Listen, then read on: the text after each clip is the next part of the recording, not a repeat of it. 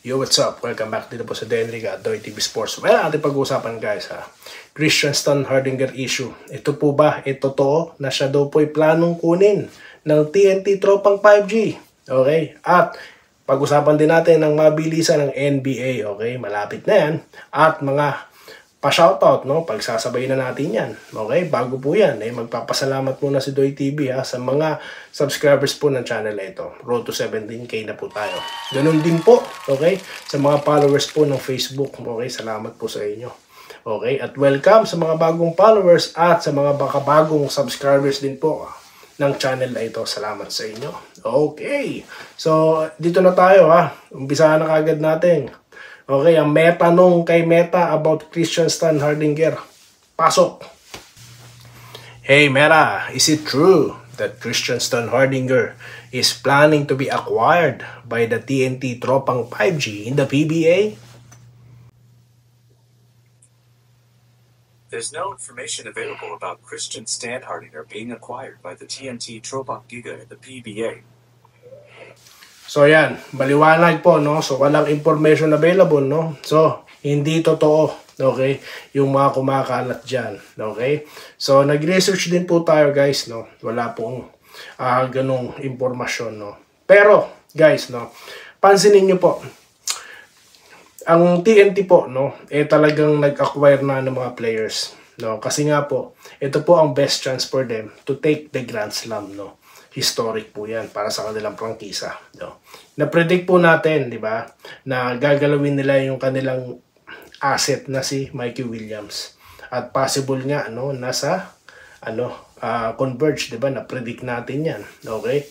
Then, sinundan na po nung Vosotros, di po ba? And then, ito nga pong latest na si Mike Nieto, okay, guard. So, ngayon, anong pwede pong maging susunod dyan, no? Kung mapapansin nyo po, yung mga available, di ba, kinukuha nila. May chance din po, no, na kunin nila itong si Stan Hardinger. Okay. Ano na po bang status niya? Di ba? Siya po ay retired, no? It's either pre-agent siya na may rights pa sa kanya yung terapirma. Kayang-kaya po yan. Di ba? Kung yan po, no, kanyang status ngayon sa PBA, no? Negosasyon lang po yan. At nakita nyo naman po ang makipag-negosasyon ng TNT. Di po ba? So, may possibility po yan guys, no? Bata pa po si Stan Hardinger, no? So, hindi na po ako magugulat, no? But so far, right now, as you heard, no? Wala pong information ganyan, okay?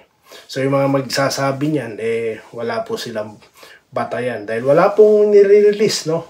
Ngayon, ang PBA at ito pong, tawag dito, legit sources, no? Okay? So, ngayon, shoutout muna tayo, no? Shoutout. Dito tayo, sa last content natin about kay Ann Missy. Kasi may nagsabi na naman, or meron na naman po, no, na mga content dyan about kay Ann Missy. Okay? So, binalita po natin dyan. Di po ba, no? Na, speculation lang po yung mga yan, no? Wala pong, wala pong nauulat na trade talaga, di po ba? So, speculation yan.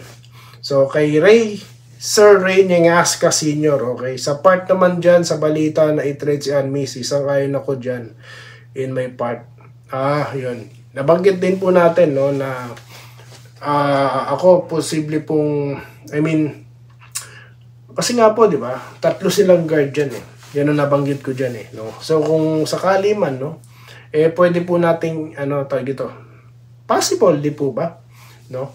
Pero then again, so wala pong, nauulat pa, Joel Leventino, dapat wag na i-trade kasi magaling naman si Ann Missy. Kaso nga po, sir, kailangan po ma-maximize, no, yung talento ni Abarrientos.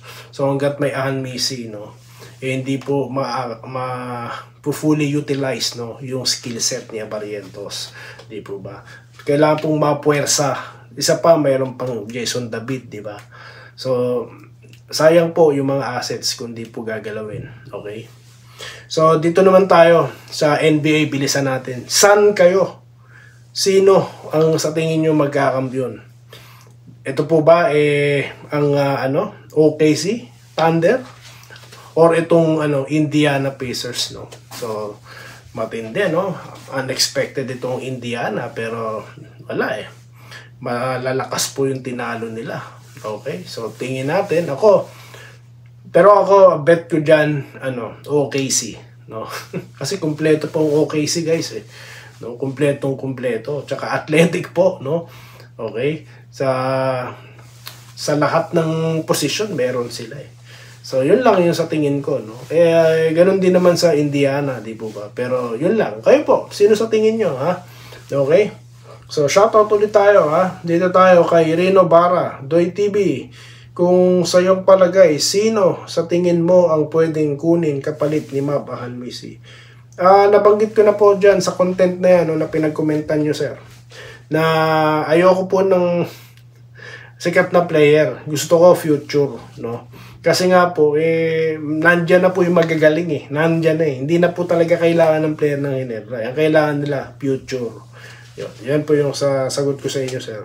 Adrian Legado, no? Oops. Okay, ano daw po yung mga nag-iisip, no? Sa basketball ay may bigayan daw. Ayan, malupit po mga statement dito ni sir, no? Yung nga pong bigayan, po. Minsan po kasi, no? Yung mga natatalo, naghahanap po ng palusot. So, sa tingin ko, palusot lang po yan. Okay, James Braven. Kayo lang naman, bago to Kangkonatics. Hindi bigay. Sabi ko sa inyo, wag na kayong manood ng basketball. Itigil nyo na ang panonood sa PBA kung ang mindset nyo bigayan pag natatalo kaysa tanggapin, no. Again, Ginebra has the Gilas lineup, no, all-star lineup. Okay?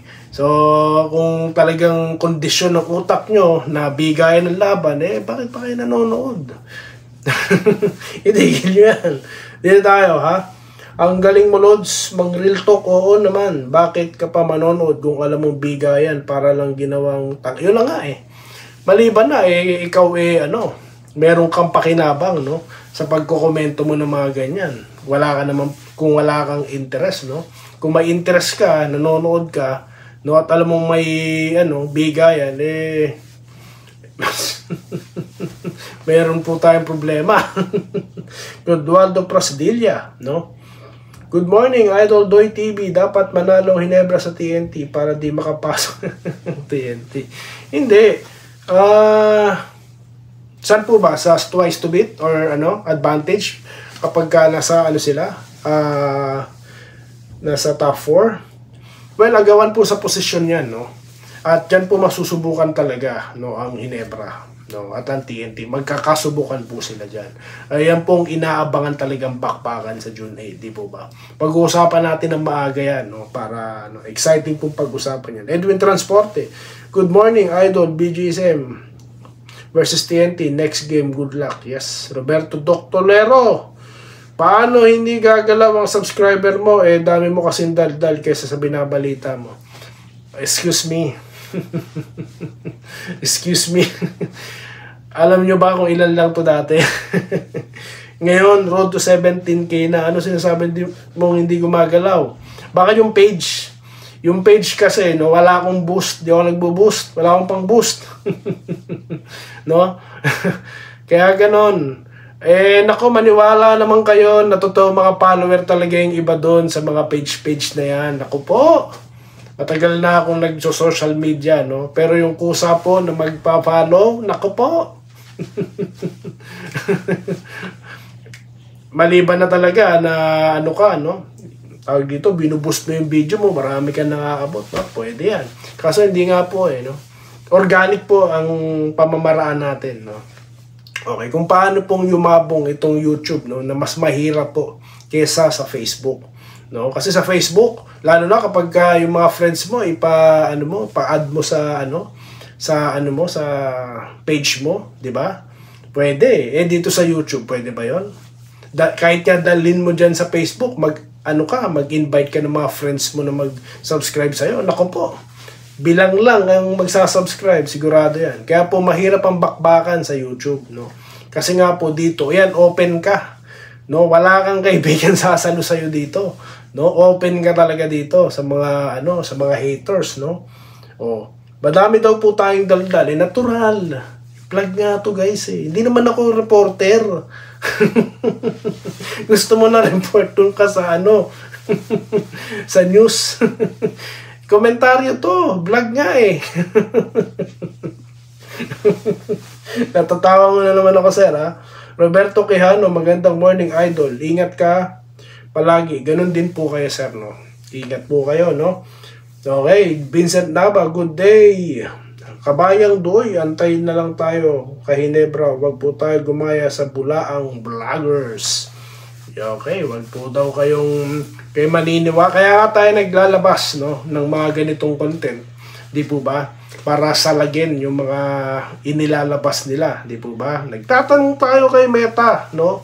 Kaya nandito si Meta. Okay? Kaya pinapalakas natin ang ating hanay.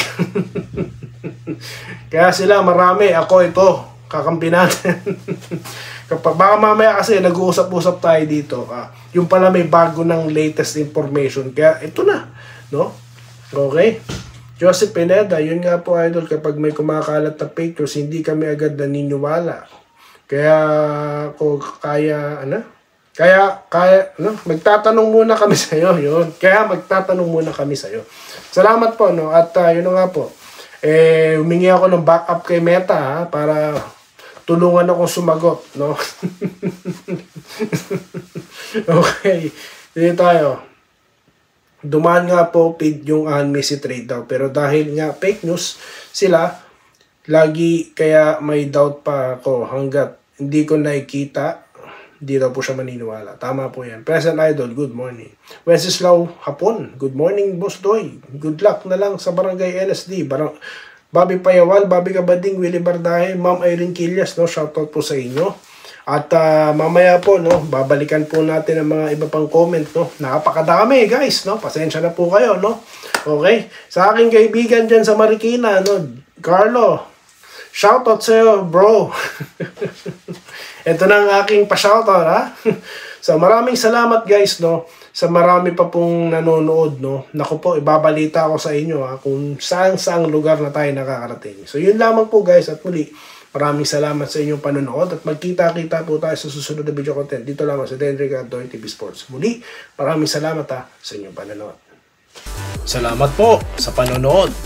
Subscribe na para sa mga susunod na basketball at boxing videos.